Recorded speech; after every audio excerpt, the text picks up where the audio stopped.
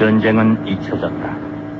이제 사람들은 50년 전 그날을 애써 기억하려 하지 않는다. 상처는 묻혀졌고 때로는 의도적으로 지워졌다.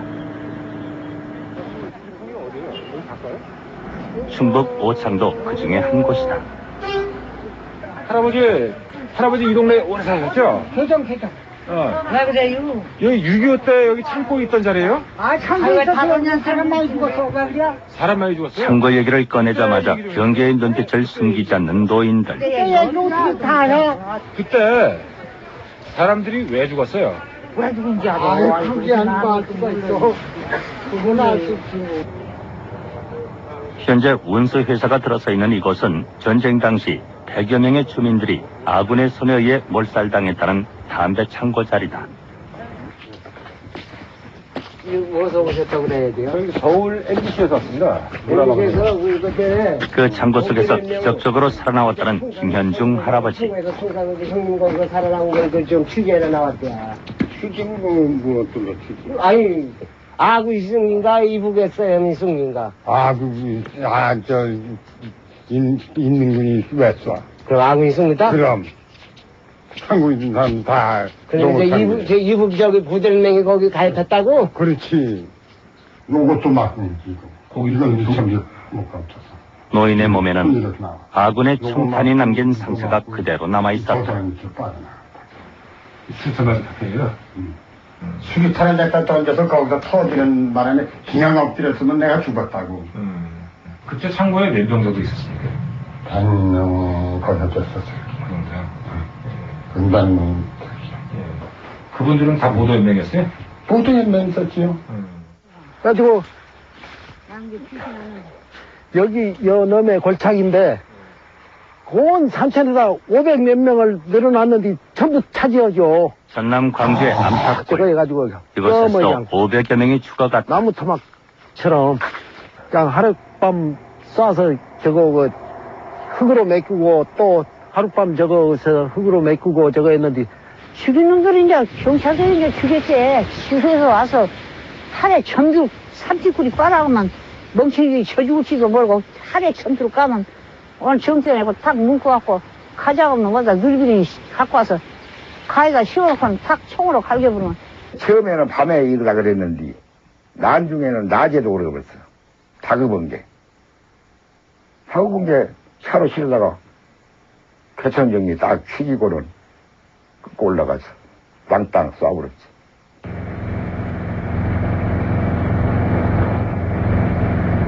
경북 경산의 폐광자리에서는 무려 3,500여 명이 학살을 당했다는 것이 주민들의 증언이다.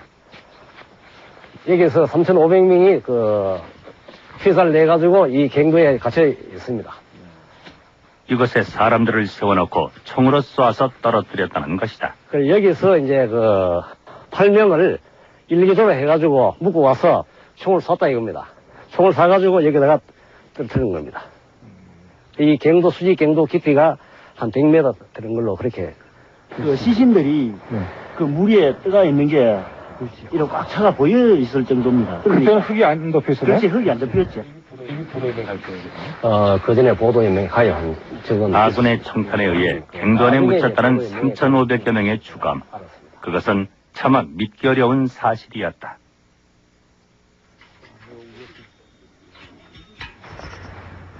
학살 현장인 수직갱도에서 50m 정도 떨어져 있는 수평 갱도안.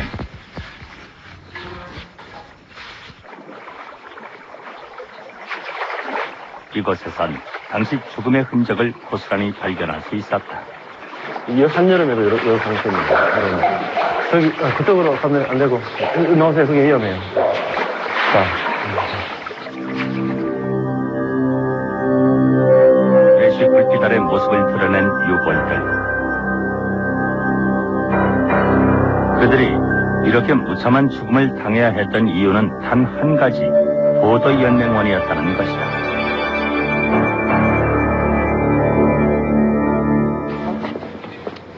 경산군 납돌마을에는 광산으로 끌려가기 직전의 성환에 살아남은 사람이 있었다. 보도연맹 가입했는 사람은 다 이래 직계 서에 집합시킨다 그것도 없고 무조건 하고 조금 갈림이라도 있다고 보면 막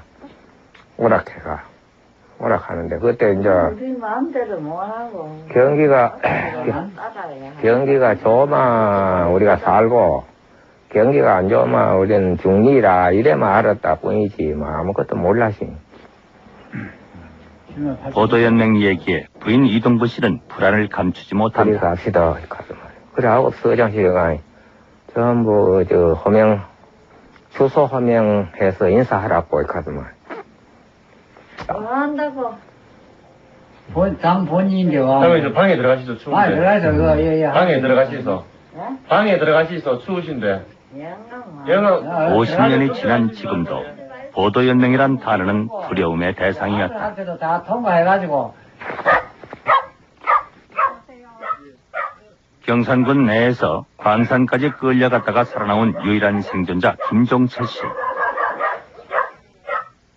그래도 그때 현장에 계셨던 분으로서 말씀해 주셔야.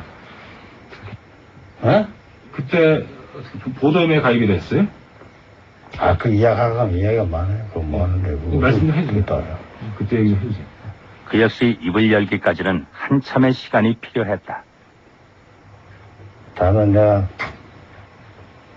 광산에 갔어요. 거기. 그때 6.25 사변 나고.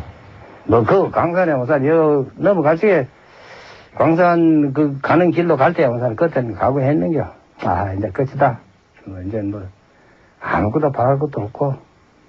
이제 행동해는 사람들, 안 해는 사람들은 이제 구분 부분해서 나는 행동을 안 해니까 안 했다 하는 거는 이제 주장을 했고 끝까지 주장을 했고 그러니까 아무 좀 나긴 났대 사람들이.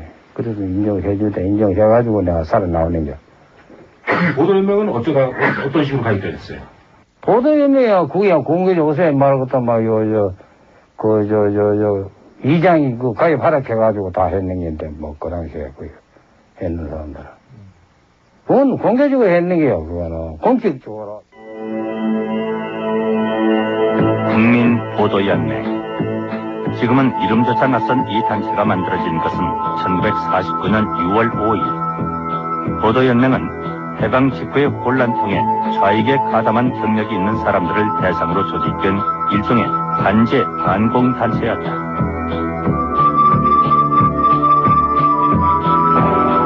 대한민국 절대 지지와 국회 정권 절대 반대.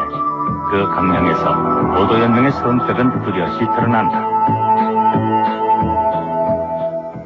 여기에 2층 건물이 있었는데 조선연극문화협회 사무실로 썼어요. 6월 5일 명동시공관에서 창설식을 열고 지금의 서소문 구견마루택에 사무실을 낸 보도연맹은 좌익 경력이 있는 사람들을 대상으로 수십만 장의 자수 권고 비라를 살포하고 일간지와 라디오를 통해 대대적인 홍보를 하며 연맹원을 모집했다. 여러분들은 해방 후에 혼란통에 좌익에도 가담하고 이랬던 분들인데 자기네들이 조사해보니까 여러분들은 과일로 치면은 토마토가 아니고 사과요. 그래서 절대로 거친 불구스러움 했었지만은 가끔은 하얀 우리 대한민국 민족이니까 훌륭하게 일해 주시오. 오제도, 정희택, 선우정원 등 당시 공산주의와의 싸움에 이름을 날리던 이른바 사상검사들의 주도하에 창설된 보도연맹은 외견상 민간단체의 성격을 띠고 있었다. 그러나 실제로는 내무, 법무, 국방의 3부 장관과 서울검찰청이 조직을 책임지는 실질적인 정부기관이었다.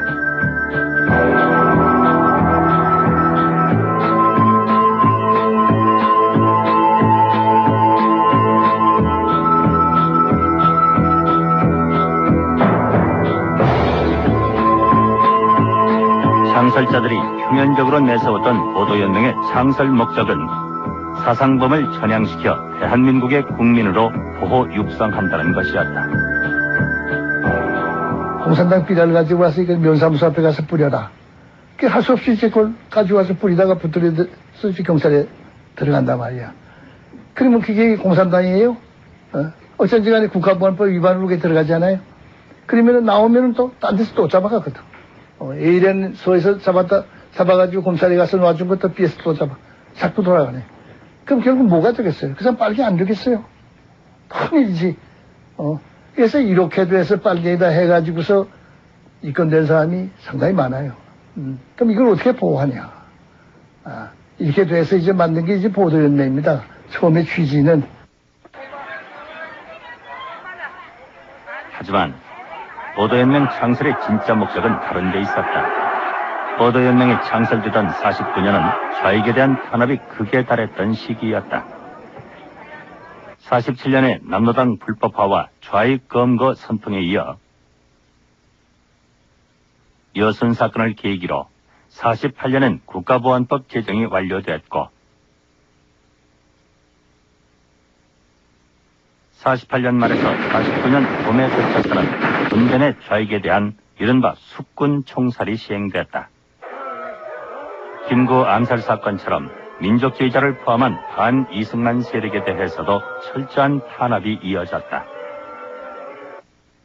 미군 철수는 이승만 정권의 극도의 위기의식을 부추겼다. 보도연맹은 이 같은 상황에서 만들어진 좌익 발본색원책이었던 것이다.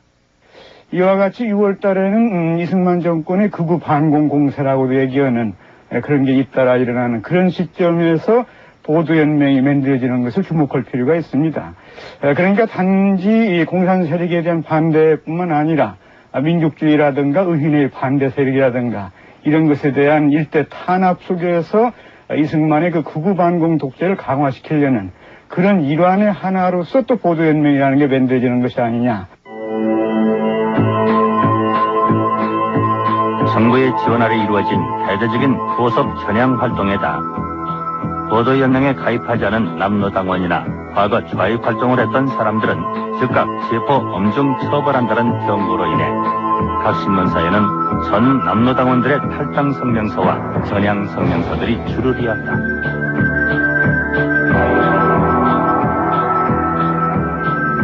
보도연맹은 좌익 색출을 비롯해 반공 벌기대회와 각종 문화활동을 활발히 벌여나갔고 그 결과 창설 1년 만에 연맹은 30만을 헤아리는 거대 단체로 성장했다. 우리는 보도연맹은 하여튼 잘 되나가고 있었습니다. 예. 그건 얼마 시간만 지나면은, 사상 문제는 말할 것도 없고, 정말 아주 좀, 대한민국의 국민으로서 제대로 안정된 생활을 할 수 있지 않았겠냐. 그때는 우린 상당히 아주 잘 만들었다 하는 걸로 생각을 했는데, 여기 사면 누가 날 줄 그거 누가 알았어요?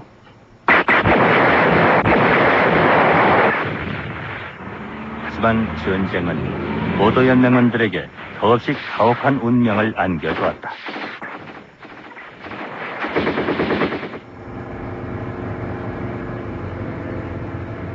개전 직후인 50년 7월 1일 경기도 이천에서는 보도연맹원 100여 명이 아군에 의해 총살당했다.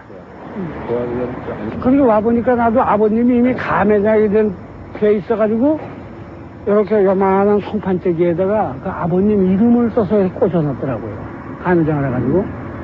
그러니까 얼마나 피를 흘렸는지 그 앞이 검불구른 그 피가 흘러내가지고 발목이 빠질 정도로 그 피가 흘러나게. 이 농협창고 자리에서 죽어간 사람만 70여 명, 이천 안성등지에서 150여 명이 학살을 당했다. 여긴데 이 경찰서의 유치장이 좁으니까 유치장 3개에다가 꽉꽉 채우고 그 유도장까지 꽉 찼었다는 거예요. 보도연맹이. 근데 그거를 실현에다 학살하고 또 실현에다 학살하고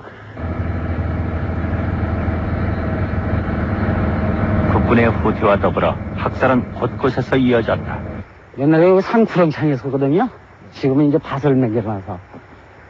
여기 국내교 교실에서 가둬놔가지고 끌고 와가지고 여기다가 놓고 10명씩 새끼줄로 묶어서 쏴 죽이고 다음번에 죽을 사람이 구렁창에다가 놓고 그리고 계속 죽인 거지 뭐. 몇 명이나 여기서 한 170명. 음력으로 5월 22일 날이 천수제사요. 한날.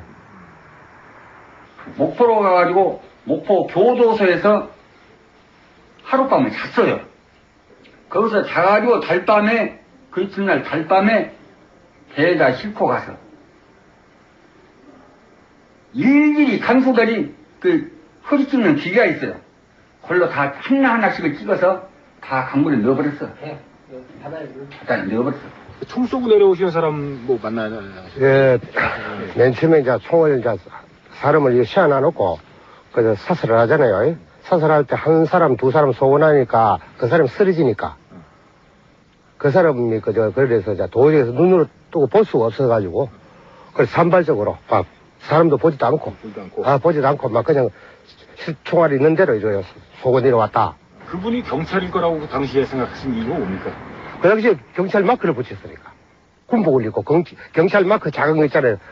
작은 모에 붙이는 거.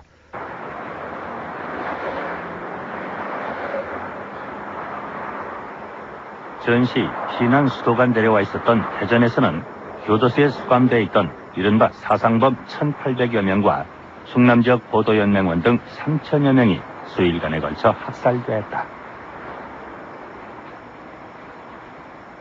폭 2m, 깊이 약 1.8m 해가지고 거기서부터 반원형으로 쭉 해서 요 밭 가운데로 해가지고서 학살 현장은 대전에서 좀 떨어진 산내면 골령골의 밭두라. 소라코가 2대가 이렇게 사람을 싣고 사람도 전부 앉아서 대가리를 숙인 상태에서 한 층을 더 쌌습니다. 근데 대가리 위에는 전부 가마니를 깔고 거기다 한 층을 더 싸고 가니까 뭐 철모 쓴 군인들이 이제 시체하고 좀 사람들하고 좀 떨어진 장소에서 총을 놓고서 총으로 뭐 여러 번 총을 쏘더라고요. 그러니까 한 10여 명 묶여있던 사람들이 대가리를 이렇게 이제 툭 떨어뜨리고 거기까지만 봤습니다.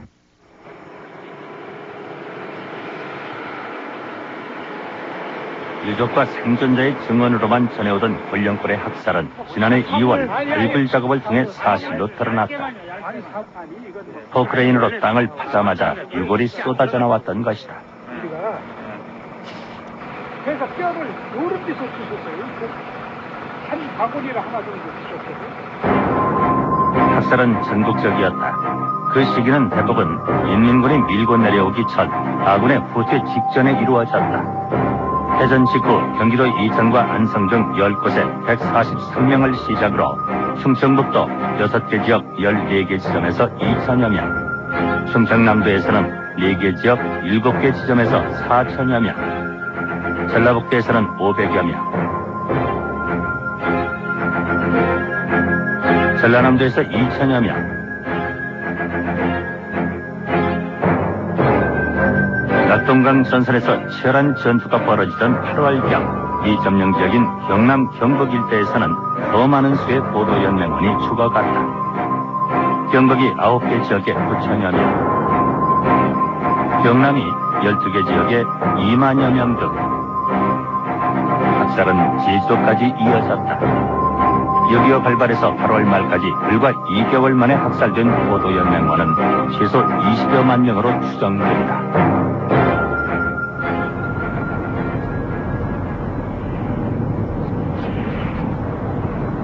하지만 그 학살의 현장이 기록으로 남은 곳은 단 한 곳, 대전 골령골뿐이다. 99년 재미학자이자 유족의 한 사람인 이도영 박사가 이 국립문서보관소에서 당시의 사진 18장과 관련 기록을 발견한 것이다. 미군에 의해 촬영된 학살의 기록.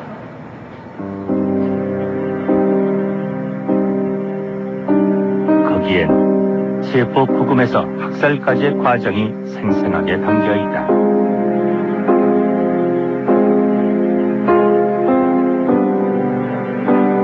예비에 검색된 연맹원을 타겟이 온 경찰들이 다시 어디론가 사람들을 끌고 가면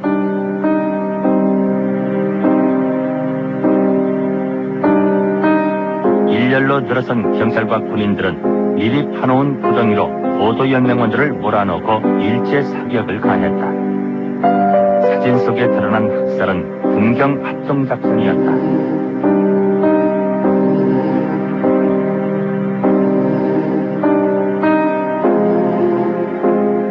확인 사살까지 마치고 나면 또 다른 제복을 입은 사람들이 시신을 처리하러 달려온다. 분명 학살은 이렇게 전국에서 자행됐을 터인데 대전까지 했어요. 대전까지 우리가 시인할 수 있어요. 수원 수도만 이기면 했을 거예요. 예, 수원, 처음에 이제 수원 갔다가, 그 다음에 수도가 또 대전으로 갔거든. 대전으로 갔다가, 그러고서 이제 부산 내려가 버렸단 말이에요. 예, 그런 이제 그 수도 이제 옮겨가면서 이제 그런 건 좀 있었다고 그래요. 예. 수원 대전은 뭐 미국 아카이브에서 이제 사진하고 뭐 기록들이 나왔거든요. 그래서 그건 뭐 입증이 이제 돼버린 상황이고. 그 남쪽에는 없습니다. 과연 더 이상의 학살은 없었을까? 취재진은 경북 경산의 코발트 광산에 대한 발굴 조사를 실시하기로 했다. 안반은 아주 좋네. 전부가 다 갈라내네. 발굴 전문가에 의뢰해 우선 광산의 발굴 가능성 여부와 발굴 방법을 조사했다. 예, 이게 지주목이된 동반 옛날에. 그다음에 요 B 지점으로 들어가서 하는 거 2단계. 그다음에 나머지 전체 발굴. 그리고 난 뒤 유족과 법의학자, 경산시 관계자 등으로 발굴 조사단을 결성했다. 다만 이제 항구가 이렇게 쌓여지는 게 아니라 이제 그 겹쳐 있기 때문에 이게 여기로 들어가면 코발트 광산에 대한 발굴이 결정된 것은 2월 9일. 기술적으로도 여기로 들어간 건 아주 단순하다. 유족들의 주장이 사실임을 입증하기 위해 발굴 지점은 학살 지점에서 70m 아래 콘크리트로 막혀 있는 또 하나의 수평갱 입구로 결정했다.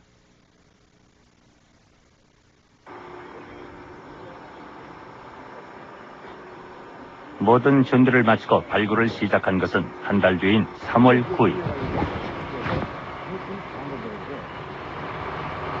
경산 지역의 유족은 물론 국제인권단체와 국내 취재진들의 비상한 관심 속에 시작된 발굴.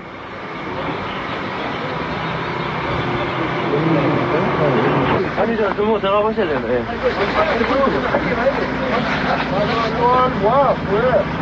하지만 6시간 만에 뚫린 갱도 입구는 단단한 콘크리트 옹벽으로 가로막혀 있었다. 옹벽이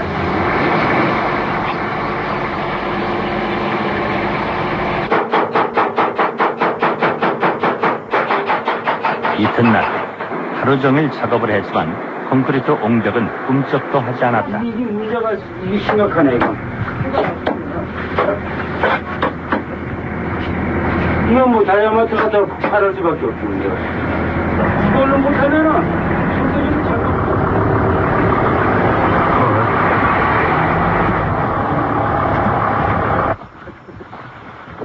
서둘러 다이너마이트 발파 작업에 들어간 것은 다음 날 아침.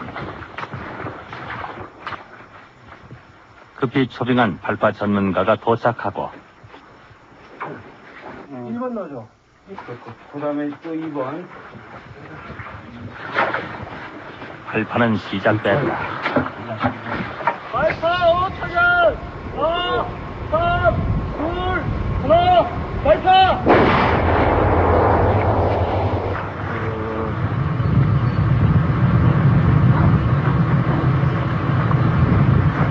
과연 갱도 안에는 예상대로 3,500여 명의 주검이 묻혀 있을까? 따라서 오라고요? 빠져. 머리.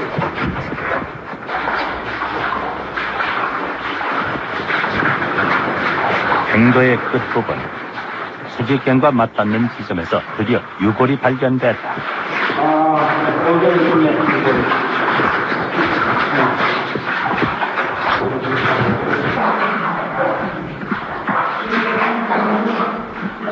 50년간 캄캄한 갱도 속 진흙 속에 묻혀있던 진실.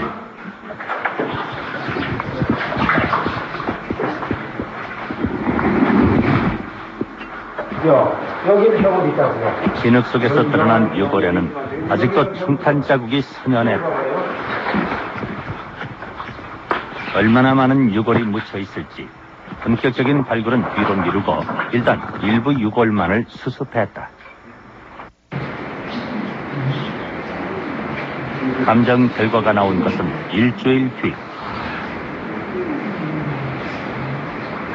우선 제일 전형적인 거는 이 두개골의 경우에 있어서 송창이 있습니다. 방향은 대략 이런 방향이거든요, 지금 방향이 이렇게 되어 있습니다. 직각이 아니라 약간 비스듬히 직각에 가까운 그런 모양으로 들어갔는데, 지금 이 두개골의 모습으로 봤을 적에 대충 이 사람을 끌어앉혀놓고 약간 뒤쪽에서 쐈다고 이렇게 봐야 되겠어요. 이건 하고 이건 안 탔잖아요. 송창 외에도 군데군데 까맣게 타들어가 있는 뼈들. 인화성 물질을 갖다가 붓고, 그 다음에 불을 질렀다, 이렇게 볼 수 있어요. 이렇게 좀 타다 남은 거 이런 거 전부 이렇게 좀 검게 색깔이 이렇게. 송사를 마친 후 화살자들은 유해 불을 질렀던 것이다. 기름기가 있는 그런 인화성 물질을 갖다가 붓고 태운 걸로. 그다음 이 모양으로 봤을 때는 금속성이고 아주 강력한 그런 힘을 줬는데, 각도로 봤을 적에 날이 굉장히 90도 이상 되는, 90도 정도 되는 그런 물체를 찍었을 때 흔적이라고 볼 수가 있어요. 대머리판 같은 거 아닐까 하는 생각도 좀 드네요. 보도연맹원이란 이름으로 죽어야 했던 20여만 명의 사람들. 찍었을 적에 이런 모양이 되지 않을까 하는데. 그들은 대체 얼마나 끔찍한 죄를 지었기에 이토록 참혹하게 죽어야 했던 것일까. 모르고 못해서 이러는 거요.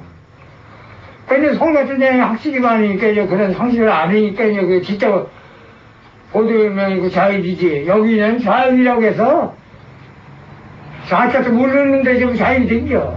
밥 해줬다고. 여기들 밥 해줬다 하니.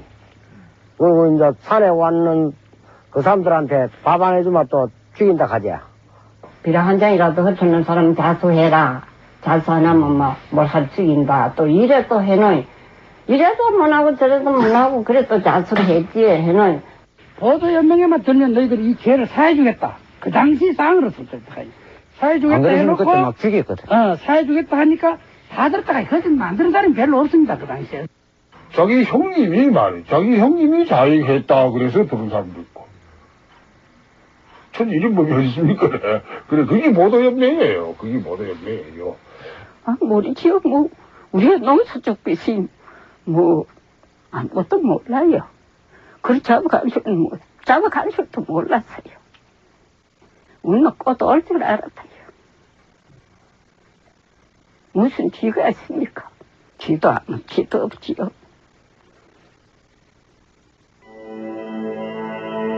보도연맹원의 가입 문제는 당시 국회에서도 문제가 됐었다.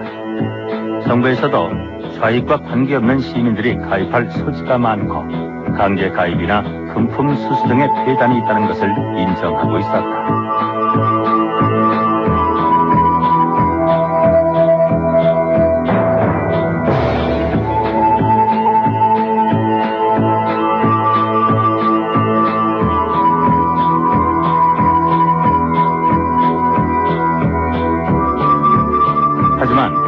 한국의 실적주의까지 가세해 보도연맹원은 엄청나게 늘어났다. 문맹률 70%의 농촌에서 아무것도 모른 채 보도연맹에 가입한 촌민들이 많았다. 서울도 사정은 마찬가지였다.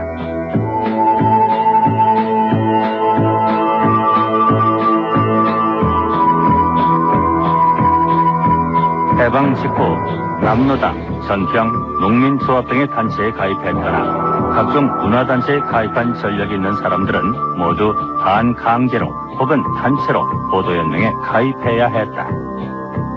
심지어 우익 계열인 한독당원까지 포함돼 있었다. 향수의 작가인 시인 정지용도 그렇게 보도연맹에 가입하게 됐다고 한다. 오재도 씨가 하는 말이 내가 보도연맹이라는 단체를 만들었는데 여기 문화실장을 맡을 분이 없으니 이름이나 하나 걸어놓고 바쁘시면 안 나와도 되고 또 놀러도 가끔 나오실 수 있거든 나오시고 그러십시오 하고서는 군하더라는 거예요 아버지한테. 그러니까 아버지가 내가 무슨 잘못해서 보도연맹에 가입을 하느냐고 말이지. 이름만 걸어놔둡시다 하고 이제 한 것이 우리 이 보도연맹에 가입하는 분들은 과거를 묻지 않겠다. 이렇게 돼가지고 이제 보도연맹에 들어가서 거기에도 이제 문학하는 분들, 미술하는 분들, 연극하던 이제 저희들 모두 다 이렇게 거기 끼어서 나도 이제 단체로 갔다가 단체로 거기 들어간 거죠. 별다른 지혜과도 없었고 스스로 전향해 대한민국의 충성을 다짐했던 사람들. 그런데 왜 대한민국 정부는 그들을 죽였던 것일까? 가장 큰 요인은 이승만 정부의 위기의식이다. 전쟁 발발 후 3일 만에 수도 서울을 빼앗겼고 황급히 정부가 빠져나간 자리에서는 우익 인사들에 대한 검거와 숙청, 인민위원회 건설 작업이 동시에 이루어졌다. 서울에 남아있던 일부 보도연맹원들이 우익 인사 검거에 협력했다고 알려졌다. 게다가 순식간에 낙동강까지 밀고 내려온 인민군은 정부의 생존 자체를 위협하고 있었다. 그 상황에서 만에 하나 위협이 될 수도 있는 보도연맹원을 학살한 것은 아닐까. 사상검사 장제갑 씨의 회고에서 우리는 당시 정부 인식의 한 단면을 발견할 수 있다.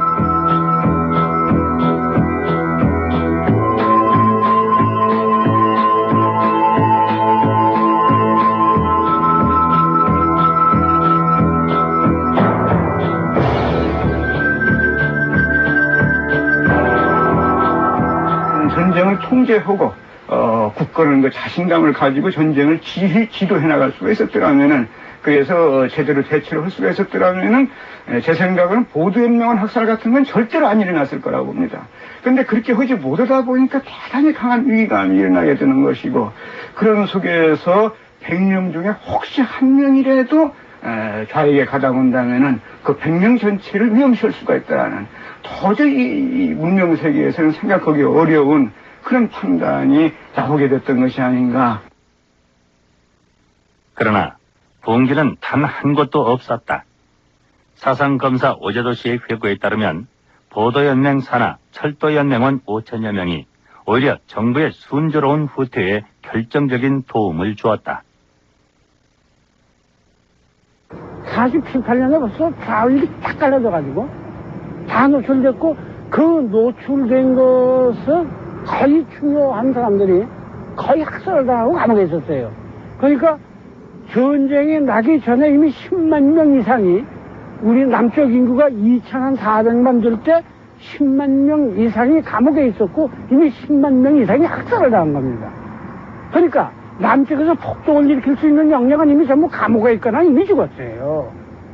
설사 적극적인 좌익이 있었다고 하더라도 그 사람들이 뭔가 이렇게 그 조직을 만들어서 이북에 그 내려오는데 보조를 맞춰서 관청을 접수하고 자치 말하자면 인민위원회 같은 걸 복구할 수 있는 역량 자체가 거의 없었을 뿐더러 그런 지역도 없었습니다. 학살은 봉기가 없다는 게 밝혀졌던 그때 이점령 지역인 부산 경남 지역에 오히려 집중됐다. 여기서 나왔거든. 예, 나온데 저쪽 안은 좀 파이만. 여기에다가 나무로 걸쳤어요. 나무로 걸쳐놓고 저 씌워놓고 그래 뒤에서 이제 수압부이거든. 수압부이 앞을 넣어주고 떨어졌어요. 그때 4명석을 세웠다 갑니다. 그러고 마지막에 가서는 할 말이 없나 하니까네 무슨 말로 하는가 내 손가락이 운수라는 왜 손가락 운수가 도장 하나 잘못 찍어 이 변을 닦는다 하면서 총무대에서 이 작업은 해군들하고 이리 저기 해가지고 LST 치워가지고 그냥 그대로 아까 말한 그 괭이바다라든지 부사면 앞바다에 그냥 그대로 난사해가지고 그어서 이제 그냥 그대로 수장식.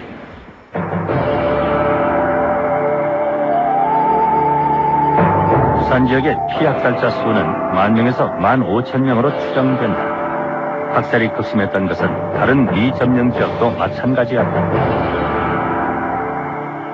요 지역에서 가장 많은 보도연맹의 학살이 있었다는 것은 또 낙동강 전선의 전투, 여기 상당히 장기간 계속됩니다. 그래서 유지가 되면서 여기에 이제 여유가 생겼죠. 어떤 그 치밀한 어떤 총살 계획을 수립해가 자기의 계획에 의해서 학살할 수 있는 그런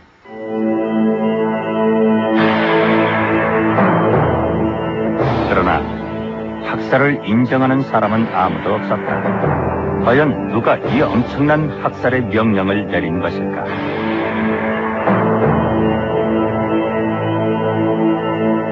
최근 미국 국립문서보관소에서 기밀 해제된 한 문건. 한국전쟁에 연락장교로 참전했던 듀퐁대위는 한국전 당시 정부에 의한 조직적이고 체계적인 학살이 있었음을 증언하고 있다.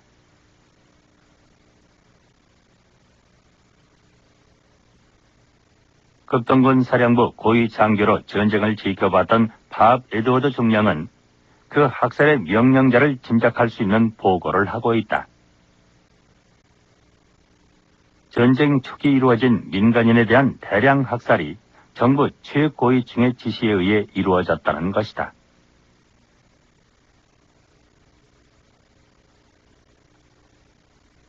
마냥 보도연맹원들을 수속해가지고 수용하고 처형하는 그런 과정을 보거나 전국적으로 일사불란하게 일어나는 그런 과정을 볼 때에 이 보도연맹원 학살에는 좀 최고위층, 톱레벨이라고 하는 최고위층에서의 그 지시가 아니면 안 될 것이다. 전쟁 초기 대전교도소의 한 특경대원 그리고 예비검색에 관여했던 한 경찰 지서주임의 증언도 이를 뒷받침한다. 기업들이 와가지고 통산당들 말이야. 다 인도를 하란 말이야. 알았어. 실어 가야겠다고 말이야. 실어 간다고 이제 가서 이제 죽여버린다는 얘기야. 장관한테 물으러 갑시다. 이 장관한테는 필요한 가다 지금 들어왔지 이제. 법무장관이. 그때 이름이 이우익이라고 장관이 한 소리가 지금 계엄하니까 할 수 없지 않는 이야기야. 당연한 소리야. 계엄하에서 군인이 하라면 하고 하지 말라면 하지 말아야 할 거 아니야. 실권이 없으니까. 그렇지? 하셔. 그래서 고담이가 문제야. 하는 소리가 후일에 이게 문제가 되고선 사전에 장관을 만났던 소리는 알아주시오 그런단 말이야. 내무부에서 말이야 명령이 내리잖아. 국방부하고 말이야. 얘들이 너들 경찰에서 보도연맹이라고 하더니 말이지 호랭이 새끼만 키워놨단 말이야. 서울서 날뛰는 놈들이 말이야 전부 그놈들인데 말이야. 전부 잡아 죽여라 말이야. 그 국방부에서 연락이 와서 보도연맹 해야 한다고 모아드리라고 그래서 말이지. 싹 파트스에 모아놨는데 대번 본서에서 차가 오더니 싣고 가던 거야. 싣고 가더니 그 후로 없어진 게요. 차 어디로 싣고 갔어요? 어디로 싣고 갔어요? 아, 그거는 몰라. 본서 경찰서에 임계만 해줬으니까 우리는 말이야. 그러면 명령이 어떤 식으로 왔습니까? 이 뭐 문서로 이렇게 왔어요? 아니면 뭐 전화로 이렇게 왔습니까? 우리는 말이지 이제 본서 사찰로에서 지시되는데 거기서 공문이 보도연맹으로 가입한 사람은 말이지 전부 소집시켜서 데리고 와라. 거기 시켜놓고 있어라 말이야. 그러면 여기서 지시해서 우리도 왜 그럽니까? 그러니까 우리도 모른다니까. 그 사람들도 알 게 뭐 있어. 최근 발견된 경찰의 무선 통신문은 정부가 조직적으로 보도연맹원 학살에 관여했음을 알려준다. 정부가 요 시찰인을 모두 체포하고 경무소를 엄중 경비하라는 명령을 내린 것은 전쟁이 터진 그날 오후였다.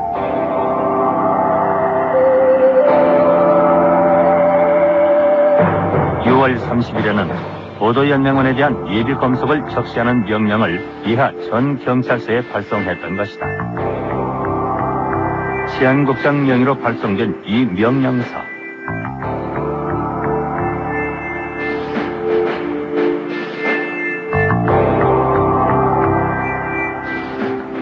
말씀입니까? 이 문서에 나타난 명령의 장본인, 당시의 치안국장 장석윤 씨다.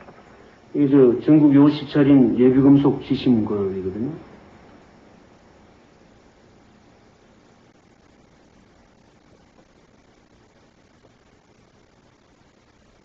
그 무엇에 누가 사인했는지 모르시지? 예. 치안국장명이라는 얘기가 있습니다. 그래서 특별히 누가 했는지 모르나 뭐 공산당은 그때 뭐 요시찰이니 전부니까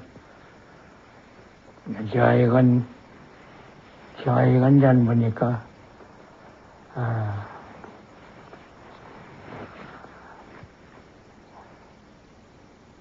여기 치안국장명으로 되어 있거든요. 치안국장 6월 25일 치안국장이면 우리 장 선생님 6월 얼마? 6월 25일. 25일까지 내가 제한 오지. 또 생각나시는 거 없습니까? 그래서 그거 난 기억을 못하는데. 치안국장의 권한으로만 이 같은 명령을 내릴 수는 없었을 것이다. 권력의 최상층에 있었던 사람들, 명령은 분명 그들로부터 내려왔을 것이다. 과연 보도연맹원 학살의 명령을 위반하고 제거한 사람은 누구였을까? 당시 공식 명령 계통을 살펴보면 계엄군의 지휘권은 국방장관 신성모, 경찰의 지휘권은 내무장관인 조병호, 형무소 수감자들에 대한 권한은 법무장관 이우익에게 있었고 최고 결정권자는 대통령 이승만이었다. 국가가 이제는 안전을 보장해 줄 테니까 특정 조직에 가입하라고 해놓고 그 조직에 가입한 것을 증거로 해서 다시 그들의 생명을 앗아가는 행위는 국가 자신의 행위에 중대한 모순이기 때문에 정당하지 않다고 할 수 있습니다. 그런 학살들을 몰랐느냐? 저는 그렇지 않습니다. 직접 목도한 사람도 수없이 많았고 그 얘기를 듣고 아는 그 시대에 컸던 사람들, 기성세대들은 거의 다 알고 있다고 볼 수 있습니다. 그러나 그런 무서운 사건을 보고 난 뒤로는 이제 정부에 대한 비판은 그래서 빨갱이로 몰리는 식으로 노동운동을 한다든가 농민운동을 한다든가 무슨 인권을 주장한다든가 그래서는 안 되겠다. 그러면 큰일 난다. 저는 이런 것들이 결국은 극우 반공독제가 가능하게 된 가장 강력한 풀밭이라고 할까 기초가 됐다. 배경이 됐다.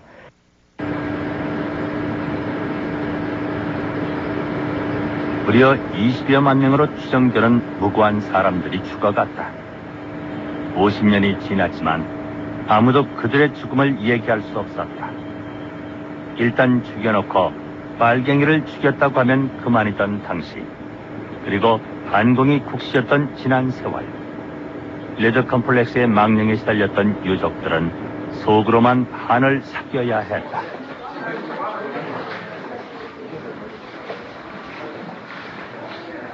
지난해 12월 부산에서는 부산 경남 지역 유적회 발족식이 열렸다. 그들은 이제서야 발벗고 나서 50년 전 그 억울한 죽음을 얘기하기 시작한 것이다. 왜 죽었습니까? 누가 죽였습니까? 발족식장을 메운 100여 명의 유족들. 어느 날 갑자기 보도연맹이라는 이름으로 토지 분배하는데 찬성했다는 도장 하나 찍었다는 이름으로 아직도 이 자리에 참여한 유족들은 극히 일부분에 불과했지만 그들은 50년간 참아온 오해를 터뜨리며 분노하고 있었다. 지난 50년 유족들이 겪었던 고통과 영혼의 한을 풀어달라고.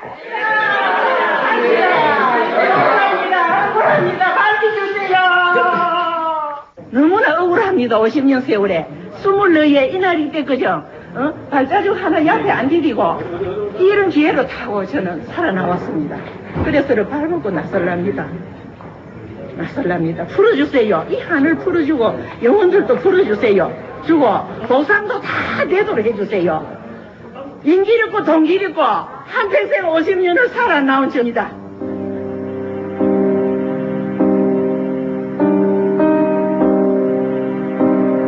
공공마저 죄가 되던 세상. 이제 유족들은 이렇게 외치고 있다. 살아서 죽은 자나 죽어서 산 자나 이제는 모두 입을 열어 말할 때라고. 우리 역사 최대의 민간인 학살극. 그러나 잊혀진 대학살. 보도연맹원 학살의 책임자는 과연 누구였을까?